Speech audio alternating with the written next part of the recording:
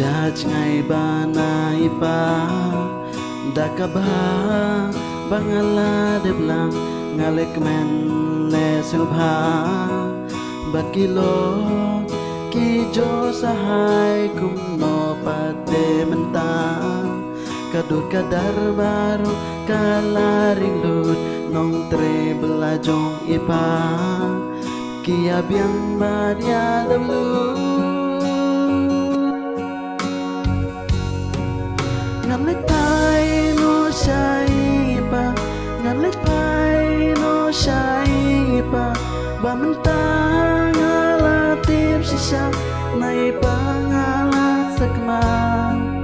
Ngan lek pai no shai pa Ngan lek pai no shai pa Ba menta ngala tip sisa Nai pa ngala sakma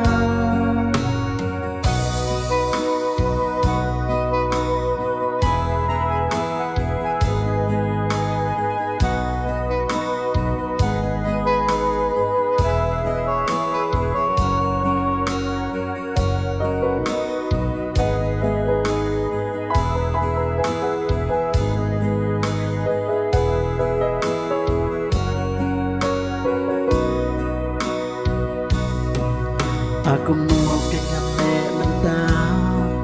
Bangan sahang neru ngamla syasyu Toya rap se bleyanga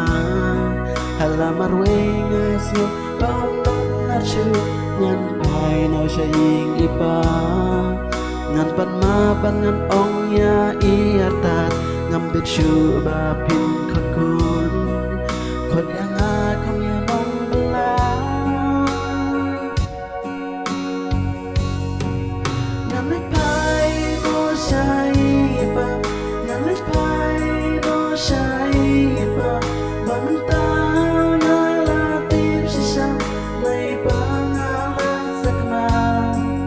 Ngan lek pai no shai pa Ngan lek pai no shai pa Ba menta ngala tip sisa Nai pa ngala sakma Ngan dem ku bhakwa jamu Ngan pan mang